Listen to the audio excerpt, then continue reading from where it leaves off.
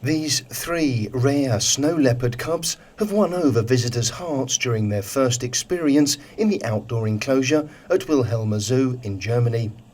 Female snow leopard cubs Dawa, Karma and Niyama had their first ever encounter with enthusiastic fans after they were born at the Wilhelmer Zoo in the German city of Stuttgart.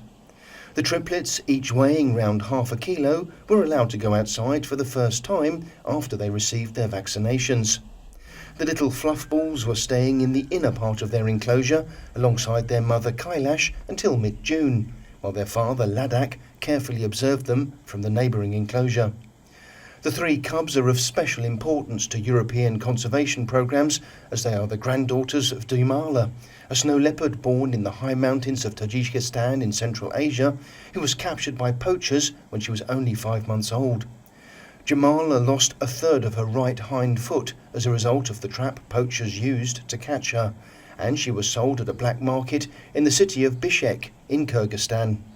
She was later saved by animal welfare activists and brought to Zurich Zoo in Switzerland, where she died at the age of 19, but had several offspring, including the triplets' father Kailash, before she died.